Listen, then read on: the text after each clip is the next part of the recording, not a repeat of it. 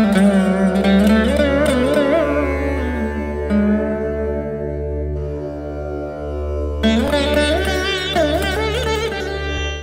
is saying, no matter who has gone away from your life, you have to keep moving on. మీరు ముందుకి కొనసాగిస్తూనే ఉండాలి. యెహోషువ తోటి చెప్పినాడు, నువ్వు భయపడకు యెహోషువ, మోషే లేడు కరెక్ట్, ఇన్ని సంవత్సరాలు ఎంతగానో నిన్ను ఆదరించాడు, ఎంతగానో నీకు మెంటర్షిప్ని ఇచ్చాడు, ఎంతగానో నీకు టీచ్ చేస్తాడు, అన్నీ చేశాడు. కానీ ఈ బాధ్యత ఇప్పుడు నువ్వు తీసుకోవాల్సింది. This is your time, you have to take it అన్నప్పుడు మనందరిలాగానే యెహోషువ కూడా చాలా టెన్షన్ అయిపోయాడండి, చాలా దిగులు చెందాడు, ఒత్తిడికి గురి అయ్యాడు. కానీ దేవుడు అన్నాడు, నేను నీకు తోడై ఉన్నాను. ఇది మీరు చెప్తారా? యెహోవా నాకు తోడై ఉన్నాడు. ఇది మరొకసారి చెప్దామా? బిగ్గరగా చెప్దామా? నేను ముందుకు సాగుతాను. హల్లెలూయా. No matter who is with me, no matter who leaves me, no matter who supports me, no matter who doesn't support me, no matter who betrays me, I will not stop. I will keep on going forward. Hallelujah. Hallelujah.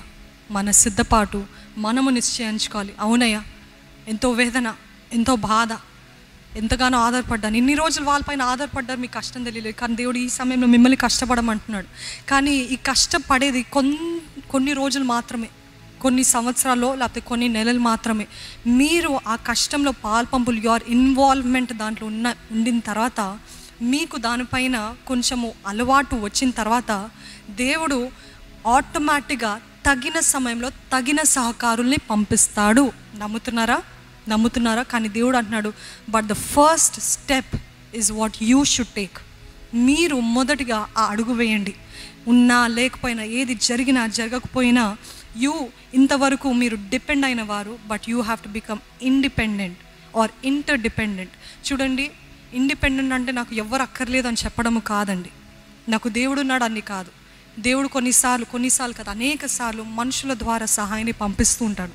లేదు నువ్వు అక్కర్లేదు, ఒక్కసారి నేను బాగా తిన్నాను ఎదురు దెబ్బలు, I have severe trust issues అని చెప్పి చాలామంది వారి చుట్టూ గోడలు కట్టుకుంటారు. They build walls around them. Why? I have trust issues.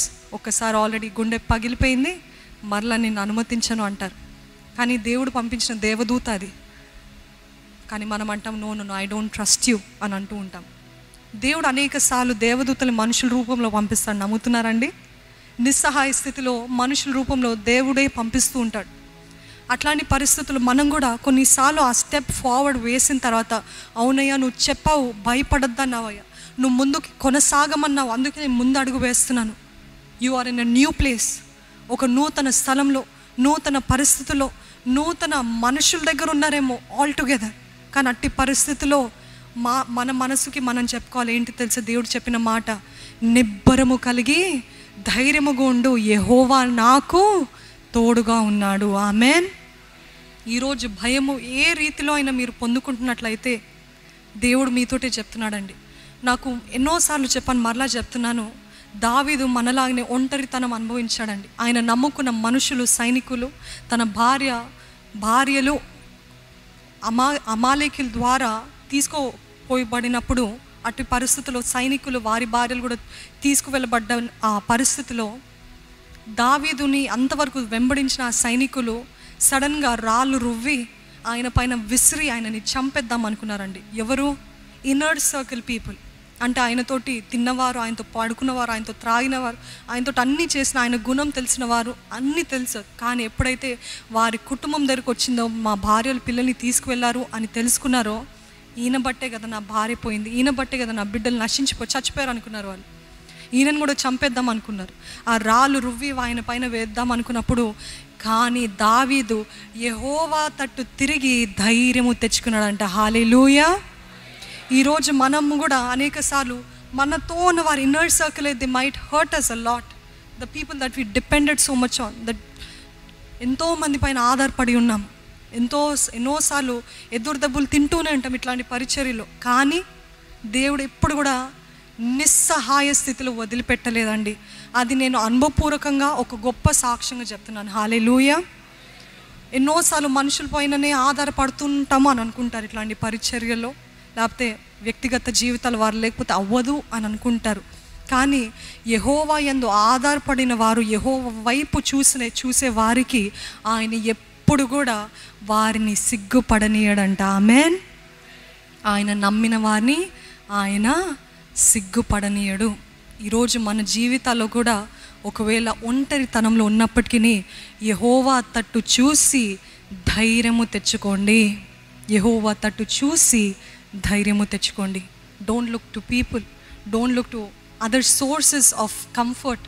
ఈ కామెడీ చూస్తే, ఈ మూవీ చూస్తే, ఈ సినిమా చూస్తే, లేకపోతే వీరితోటి, ఈ స్నేహితులతోటి సమయం గడిపితే, ఈ బంధువులతోటి సమయం గడిపితే నా మైండ్ కొంచెం ఫ్రీ అవుతుంది అని అనుకుంటారు. నో, రెండంతల భారాన్ని తెచ్చుకుంటారు. ఒకవేళ తాత్కాలిక రెమెడీ లాగా ఉంటుంది, థెరపీ లాగా ఉంటుంది, కానీ అది శాశ్వతమైనది కాదు. యెహోవా తట్టు the soul problem, the root problem is not removed. ఆ వ్రేలతో పాటు ఆ బాధ తీసివేయబడాలంటే యెహోవా తట్టు చూసి ధైర్యము తెచ్చుకోండి. ఆయనే మనకు ఆదరణకర్త, ఆయనే మనని బలపరిచే దేవుడు, ఆయనే మనకి సహాయము చేసే దేవుడు. దేవా నన్ను నిస్సహాయ స్థితిలో వదిలిపెట్టద్దయ్యా. హాగరు సంగతి మనందరికీ తెలిసిందే. She did what was wrong. Hagar ఏం చేసిందండి? తప్పు తందే.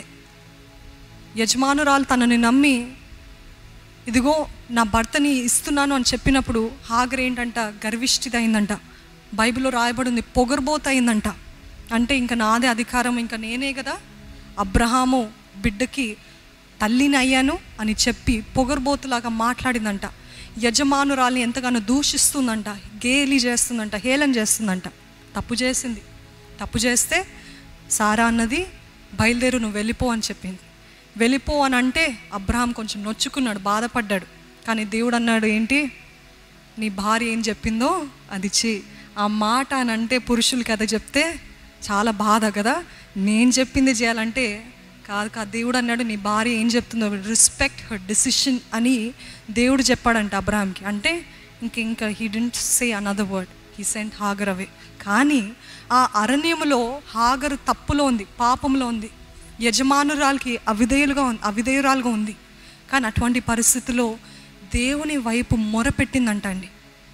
దేవుని అడిగిందంట, దేవా నాకు సహాయం చేయి అని ఏడ్చిందంట, కన్నీరు కాచిందంట. నా బిడ్డ చనిపోతున్నాడయ్యా, ఆ బిడ్డ చచ్చిపోతుంది, నా కళ్ళ ముందు చచ్చిపోతే నేను చూడలేకపోతున్నానయ్యా అని ముఖం తిప్పేసుకుందంట హాగర్. ఆ నిస్సహాయ స్థితిలో దేవుని వైపు చూసి మొరపెట్టింది కనుక తనకి ఊటలు కనపడ్డాయండి, జీవజలపు ఊటలు. హల్లెలూయా. ఇంకా చచ్చిపోతానన్న పరిస్థితిలో దేవుడు తనకి నీరు అనుగ్రహించాడు. అంటే ఎట్టి పరిస్థితిలో ఉన్నా ఆయన వైపు చూస్తూ దేవా నాకు సహాయము చేయి అని అంటే తప్పకుండా సహాయం చేసే దేవుడు అండి మన దేవుడు తప్పకుండా సహాయం చేసే దేవుడు. ఈరోజు ఇన్ని ఎగ్జాంపుల్స్ నేను ఎందుకు ఇస్తున్నాను బైబిల్లో నుండి అని అంటే, అనేక మంది దావీదు కానివ్వండి, హాగర్ కానివ్వండి, యోసేపు కానివ్వండి, ఇంకా స్టెఫెను కానివ్వండి, పౌలు కానివ్వండి, నిస్సహాయ స్థితిలో ఆయనకి మొరపెట్టినప్పుడు, పేతురు కానివ్వండి, మొరపెట్టినప్పుడు దేవుడు ఎప్పుడు కూడా నిస్సహాయ స్థితిలో వారిని విడిచిపెట్టలేదు. నేను అనుభవపూర్వకంగా చెప్తున్నానండి, ఈ సేవ, ఈ పరిచర్య, ఈ కుటుంబం ఇదంతా కూడా దేవా. ఒకరోజు వస్తారు కొంతమంది, మరలా వెళ్ళిపోతారు, సహాయంగానే వస్తారు, కొన్ని రోజులకు వస్తారు, కొన్ని నెలలకని వస్తారు, ఇన్ని రోజులు అని వస్తారు. కానీ ఏదో కార్యమో, ఏదో సంఘటన వారి కుటుంబంలోనో, లేకపోతే ఏదో జరిగిందోనో, లేకపోతే వారికి ఇంకా ఏదో ఆలోచనతోటి వెళ్ళిపోతుంటారు. వారు అన్నప్పుడే నేను అంటాను, వారి ముందు నేను అస్సలు రియాక్ట్ అవ్వను. I would not react in front of them, but I would run to God's presence. I would cry, దేవా ఇంత గొప్ప పరిచర్య ఇచ్చావయ్యా, ఈ బిడ్డలు ఇచ్చావయ్యా, ఈ కుటుంబం ఇచ్చావయ్యా, కానీ ఇప్పుడు సడన్గా ఈ సాయం లేకపోతే ఎవ్రీథింగ్ ఇస్ స్టక్ లార్డ్. అంతా కూడా స్తంభించబడ్డదయ్యా, అంతా కూడా ఆగివేయబడ్డది. What do you want me to do? ఏం చేయాలయ్యా? అటు పరిచర్య చేయమంటావా, అటు వీరిని చూసుకోమంటావా, వారిని ఏం చేయమంటావు అని అనుకున్నప్పుడు అని ఆయన సన్నిధిలో మొరపెట్టినప్పుడు నా పైన ఆధారపడే వారికి నేను పూర్ణ శాంతి గలవానిగా నేను చేస్తానని యెషయా 26వ అధ్యాయంలో రాయబడి ఉంది కదా. అనేక సార్లు కాదు, ఒక్క సందర్భాన్ని ఆ వాగ్దానం ఇచ్చాడు. ఇక్కడేమో నాకు సహకరించే ఆ వ్యక్తి వెళ్ళిపోతున్నారు, ఇక్కడేమో నీ వాగ్దానము నా పైన ఆధారపడు అని చెప్తుంది. ఏంటి ఇదేవో నాకు అర్థం కావట్లేదు అని అంటే, నిజంగా ఎవరైతే వెళ్ళిపోవాలో అప్పటికప్పుడే వారికి ఏదో కాల్ వచ్చి లేదు కుదరదు, రావటానికి కుదరలేదు అని చెప్పారు. దాని తర్వాత 1 నెల తర్వాత రా అని చెప్పారు. రా అని చెప్తే తను సరే అని అనుకుంది, అంతా రెడీ ఉంది. కానీ ఆ నెల తర్వాత కోవిడ్ లాక్డౌన్ వేయబడ్డది. అంటే ఇట్స్ నాట్ గుడ్ థింగ్. అంటే తనకి ఉండాలని ఇష్టమే, కానీ వారి కుటుంబం ప్రెషర్ బట్టి షీ హ్యాడ్ టు గో. అట్లాంటి పరిస్థితుల్లో కోవిడ్ లాక్డౌన్ అసలు 1 అడుగు గుమ్మం నుండి బయటకు వేయడానికే వీల్లేదు.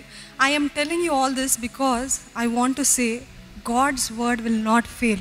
దేవుడు అన్నాడు, నువ్వు నా పైన ఆధారపడు. 1 నెల ఏంటి, 2 నెలలు, 2 సంవత్సరాల వరకు ఎక్కడ కదలలేదండి. హల్లెలూయా. ఆ భారము, ఆ ఒత్తిడి అదంతా కూడా దేవుడు నన్ను విడిపించి నా పైన ఆధారపడు, నీకు నేను పూర్ణ శాంతిని ఇస్తాను. ఈరోజు ఆందోళనలో లేకపోతే నిస్సహాయ స్థితిలో ఉన్నప్పుడు దయచేసి మొట్టమొదటిగా దేవుని దగ్గరికి పరిగెత్తండి, మనుషులు కాదండి. మనుషులకి కంప్లైంట్ చేయకండి. నేను ఎప్పుడు చెప్తూ ఉంటాను, don't go to the phone, go to the throne. Hallelujah. Phone వైపు కాదు, సింహాసనం వైపు పరిగెత్తండి. ఆయనే మనకి ఆధారము, ఆయనే మనకి సహాయం చేస్తూ ఉంటాడు.